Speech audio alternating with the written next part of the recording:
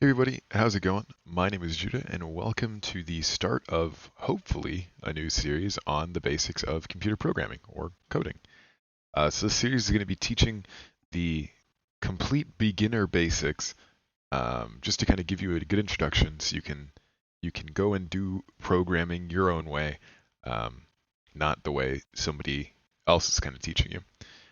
So the way this will work is that rather than me teaching you one specific language over the course of a bunch of videos, I'm instead going to teach you fundamental programming concepts using different languages that make it a little easier to show those concepts, if that makes sense. If not, don't worry, it'll make a lot more sense in the next couple of videos. So the first thing you're going to do to get started with these videos is you just need to go to a website called REPL.it. There's a link in the description, and you can just click that. It's a really awesome site that allows you to basically write code and execute it without having to worry about installing anything, downloading anything, or even making an account. So because of that, we're going to be using that instead of me telling you how to install a bunch of different languages on your computer. This way you can follow along with basically without having to do anything. To get started, we're just going to go to REPL.it. You'll see a page like this, and we're just going to go to the new REPL link at the top. And you can just click that, and now you'll get a big drop down of a bunch of languages. Don't worry about all these. The one we're using today is called Python. So you're going to click Python and then click Create REPL. That'll open up a web page, and you'll see a bunch of different stuff that may look a little scary, but don't worry about it. I'll explain what everything does. So for me, before we get started, I'm going to make my layout a little different, just to make it easier on everyone to see. And there we go. So this program is called a REPL, which essentially allows us to write code that'll be evaluated. That's what the E stands for. And then it'll be print out down here, right? And then it'll do that all over again. So REPL is essentially a big loop that just looks at what we write, executes it, prints it out, does it again, and it keeps doing that until it has no more things to do, right? So it means a read, eval, print loop, right? It's pretty simple. So to get started with using our REPL and to get started with, coding, I'm first going to talk about what we will see, right? What we're going to see as we do this. So to show a value, right, and just to show what Python kind of looks like, we can do stuff like this, right? And we can do this. And now if you want to execute your code, you can just hit Control Enter or press the Run button, and you'll see it down here. So as you can see, we have 25 and 2, right? So 1 plus 1 equals 2. 5 times 5 is 25, right? And now we can add anything we want in between these brackets, or in between these parentheses, and we'll see it down here, right? So say I want to add the word, I want to add the word maybe hello, right? And do that. We'll see hello. If I want to add hello, right, plus goodbye, right, we'll see that there as well. If I want to do 250 divided by 100 times 85, and I do that, now we'll get that number there as well, right? So it's almost like we have a huge calculator that can also print words. Let's take this line of code that we have right here, right? 250 div 100 times 85, right? So we have that. Now, what if we want to, say, take this number and we want to, say, divide that in half, right? So it'd be 212.5 divided by 2. So we can do that like this, right? So we can go here, 100 times 85, div 2, and if we write that, that works, but it's not super easy, right? Say we don't want it to be 100 anymore, so we want it to be 110, right? Now we need to go here, and then we need to go here, and sure, the value changes, but let's say we have one more line, right? And that is maybe instead of div 2 and then stopping, we're going to do div 2 times 5 or something like that, right? So we have the value, and it prints down here perfectly fine. But let's say now we want to change this to 86. Now we have to go here, and now here, and now here, just to change one number in our, calculation. So how can we fix this problem? So we're going to use something called a variable. right? A variable is essentially a nickname to a thing we want to use, right? Or to a value somewhere in our program, right? So we're just trying to give a name that we can write in one spot to a number, to a word, to another variable. Just depends. What you can basically make them whatever you want, right? Anything that we put in between these parentheses, we can put in a variable, essentially. So to declare a variable, all we're going to do is we're going to type in a name, right? So we can just put thing. So we can put a name, right, that can't be separated by spaces. So we can't put this is a thing, right? And you'll even see that Python, our editor kind of wigs out a little bit and makes this blue. And that's because spaces are actually special characters in Python. So if we wanted to do this is a thing as a variable, we'd have to, instead of spaces, put underscores, right? And now Python is okay with this. But let's just make this called thing. And now we're just going to press enter, or sorry, equals. And that essentially allows us to assign a value, or whatever's on the right side of this equals, to the word thing, right? So now anytime our program sees thing, it'll point to whatever is over here, right? So what are we going to make that? So let's make that 250 div 100 mul 86, right? And now if we print that, we'll do just print thing, you'll see that now we have 215, right? Or this, right? So now this is in here, right? Through the word thing, right? Which is like a nickname. So let's quickly format this a little easier just to show some contrast. So I'll do this, and then I'm going to print the word old so we can see what it used to look like, and I'm going to print new, and that's what it's going to be now. Now that we have this, let's do another print, and now to get our second line of code, all we have to do is go thing divided by 2. And now if we print that, you'll see that now we have this, right? Now, of course, this isn't exactly the same value. I actually messed up one of the numbers, so it should be 110 and not 100. But as you can see, that was very easy. I didn't have to change it in 3 places, right? I changed it in 1, and then I was good to go. And now let's print that last value out. So it is print thing div2 times 5, right? So now we have the exact same values that we had above, just in a way that's easier to read. But we're still reusing code, right? What if I want to change this to 3? Now I have to change it down here, right? That's kind of annoying, especially if I'm just doing it to one variable. So now we're going to reassign the value of thing as our program goes along, right? We're going to change it over time. And how do we do that? So we're going to make a new line right here. We're going to go thing equals thing div2. And so what that does is when Python sees the word thing and then equals, if it already knows that thing equals something, right? So for instance, it knows that thing equals this. When we come down here and it tries to, and it sees another assignment, now it knows that, hey, we're just going to change the value of what thing currently points to, right? And that value is itself divided by 2. So if that doesn't make sense, don't worry about it. It's not that, it's kind of weird at first, but it'll make a lot of sense as you go on. So now, rather than having to print thing div2, we can just print thing, and the output will be the exact same.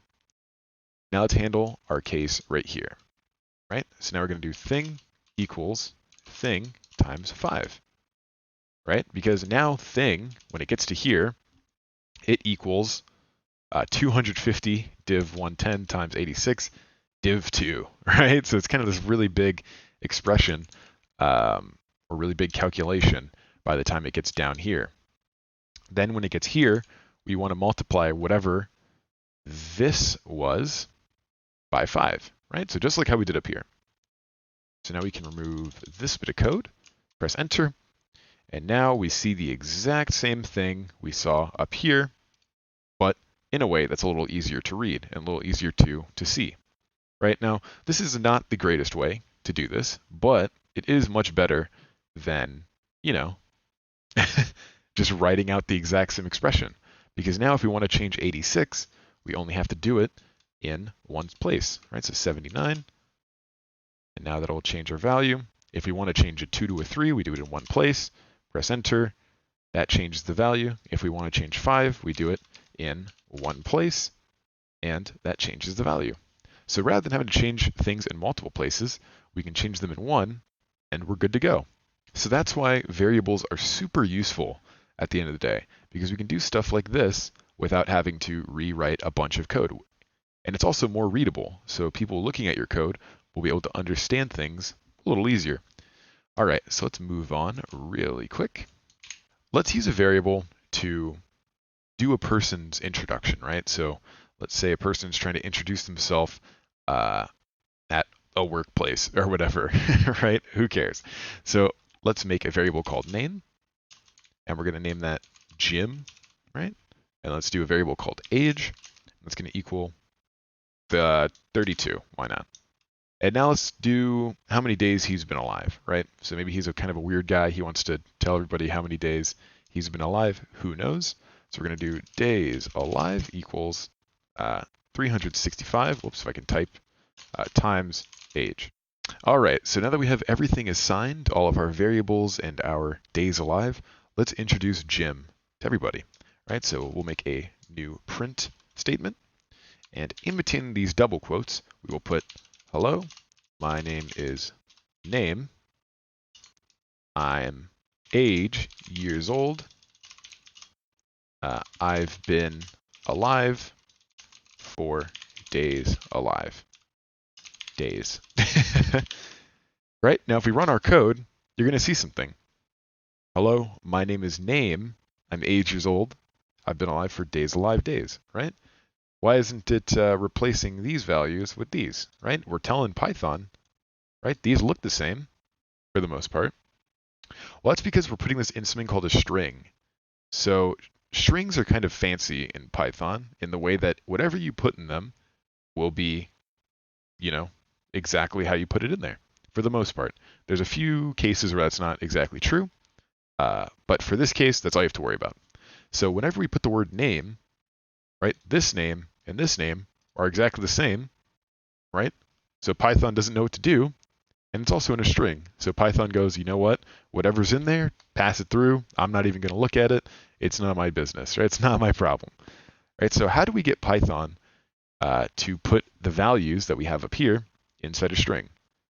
Well, we're going to use something called an f string. Now, an f string is pretty, it's standard across many languages, but the way Python does it is a little different. And the way Python does it is right before our first double quote, we're going to put the letter F, right? And now, it may not look different, but wherever we want to put a value outside of the string, we can just surround that by these curly braces, right? So now if I do this, and if I do this, and then press enter or control enter to run, now you'll see that these values up here are in our string, right? Hello, my name is Jim, 32 years old, for 11,680 days, right? So now that's super cool. Now we can change the person. So if we want to do Pam for 2029, right? We'll now have a person called Pam who's 29 years old that's been alive for 10,585 days, right? So now we can do this and change how our program works over time, right? We can, if we wanted to say, you know, do this, you know, print instead of Pam, and we'll name him Jam or whatever, we'll now have two that are a little different. But we're still, you know, repeating code, right? So this and this are exactly the same. We're just changing the variable name in between calls, right? So it's kind of messy. For instance, what if we wanted to make this an exclamation point? What if we want to make them super excited, right? Now we have to go to this other this other print, right? And change that to an exclamation. And as you can see, this can get kind of annoying if we wanted to say add more information to our string or whatever. It just gets a little annoying to manage. So to fix this, we're going to use something called a function. Now, A function is like a variable, except it can do things, right? It can just do whatever it wants, essentially. That's the best way to think of it right now. Don't put too much thought into it, because it'll make a little more sense in just a second.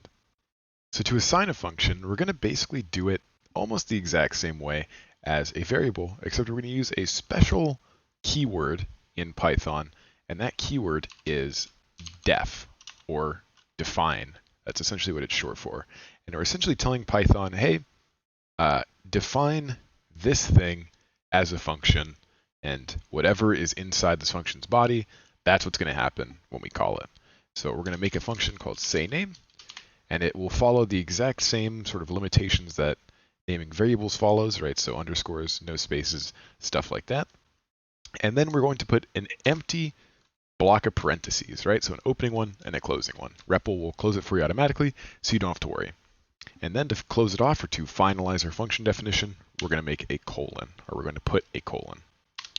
Now, to give our function an action, right, something to actually do, let's take our printf statement that we did up here and paste that in to our function.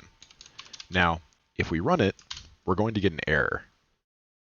And that is because Python is what is called white space delimited, and that essentially means that white space characters, right, so spaces, tabs, things like that, actually matter in Python compared to other languages.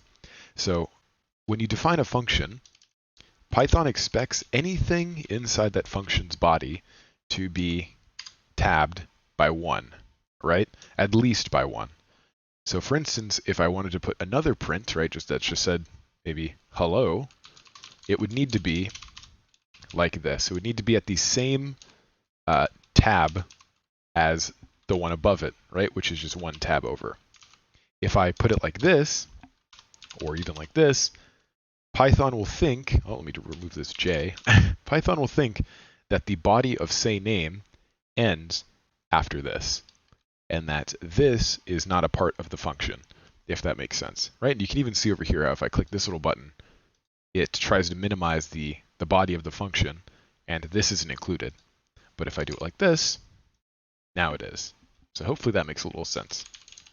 All right, so now if we run our program, we'll see that our error message is gone, but it doesn't really do anything. And the reason why that is because when you define a function that isn't the same as calling it, essentially what a function says to Python is, hey, whenever you need me, do everything in here. If you don't need me, don't do any of this. And so to tell Python that we need to use this function, all we do is we do the name of the function and then 2 empty parentheses. And you'll see why in a second. So now if we press enter or control enter, you'll see that now we get the output we're looking for. And we can even do this. And we'll get a bunch of output, right? Or a bunch of function calls or invocations. It really just depends on how you kind of want to say it. Doesn't really matter. All right, so how do we get our function to use different names, right? We could do this and then call it, and that'll work. But say we want one here to be Jim, and this is just a comment, by the way. This basically tells Python to ignore whatever's after the hash. And we want this one to be Pam. If we run this program, we have no way to tell Python to change the name of the person at this call. Right now, of course, we could do this, right? But imagine if we had 50 people, right?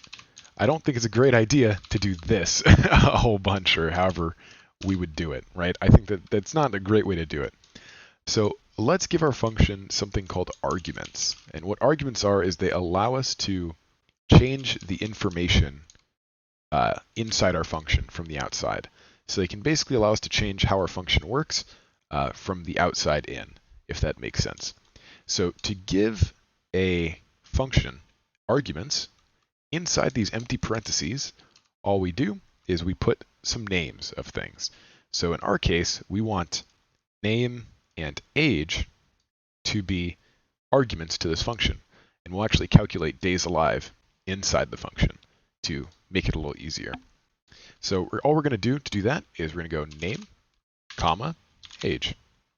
And that's it. Now we can delete these 2 lines of code, go to our say name, and now in the order that they're written up here, we're going to add those in to our function call. Right? So we're going to do Jim and 29. Now if we copy this, let me change this to Pam, and we're going to change this guy to Pam, or girl. And now if we press enter, you'll see that we actually get an error. And the reason why is because we're getting an age not defined, and that's because this is up here, right? Because this up here is expecting something called age. So let's just copy that down here, and now it will work. There we go. So now we have two outputs that are completely different that we assign the values in the actual call itself.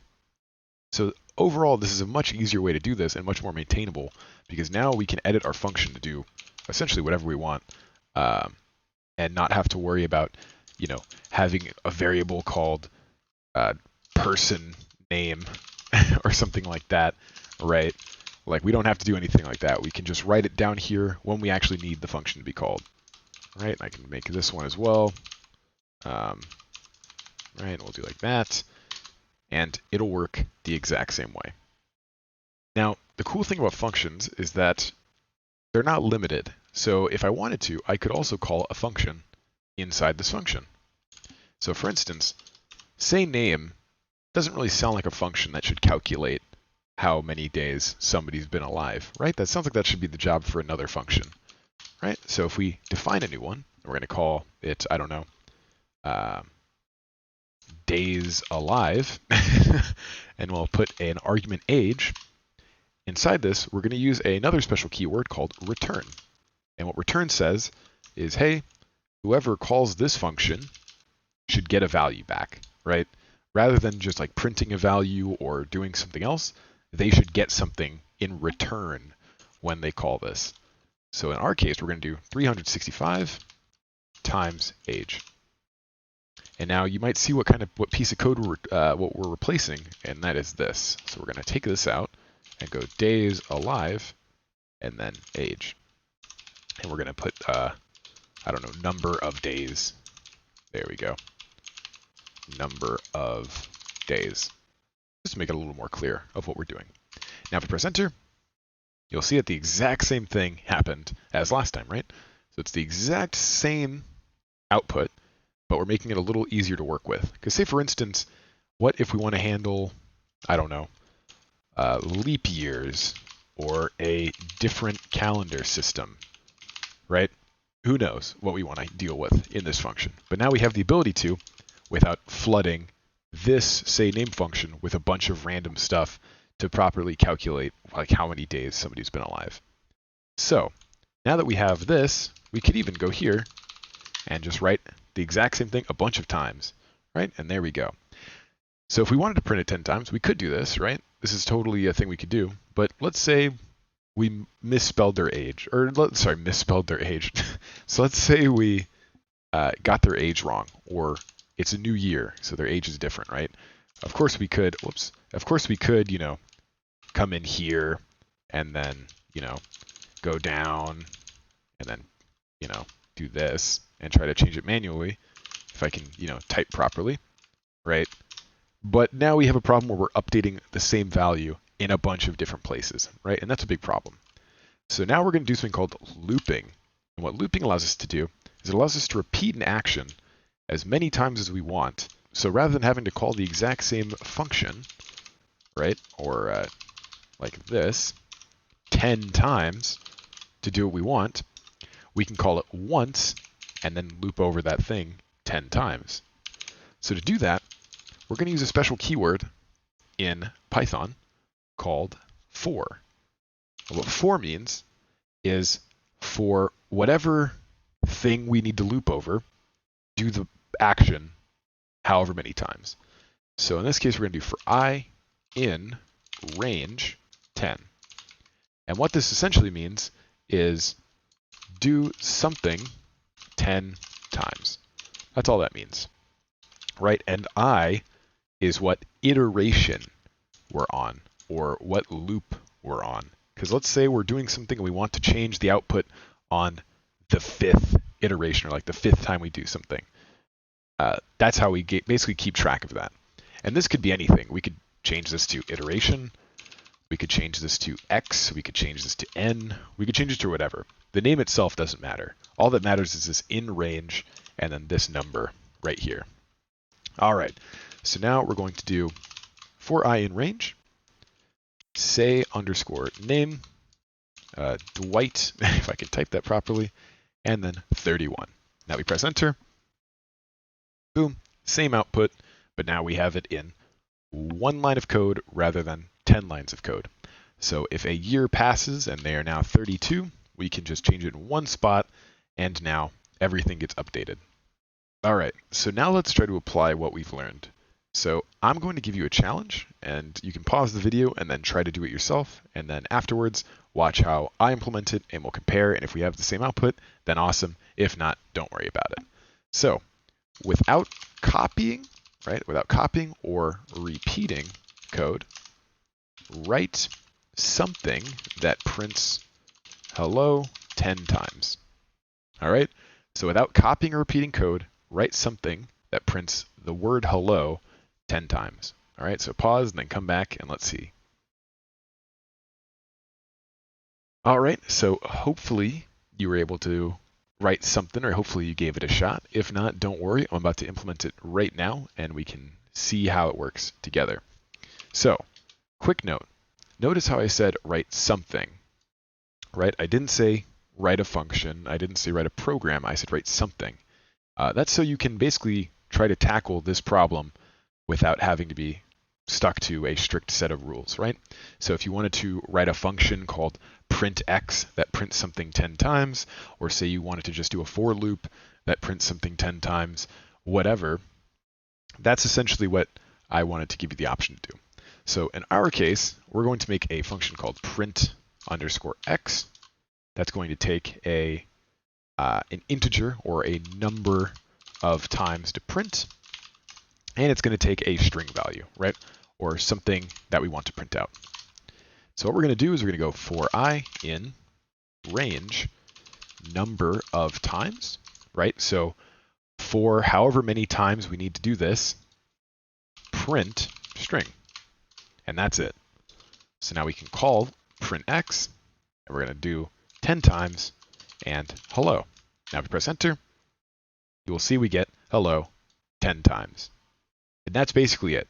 Now, of course, there's a ton of different ways you could do this. I could have just written for I in range 10 print hello, right? That works the exact same.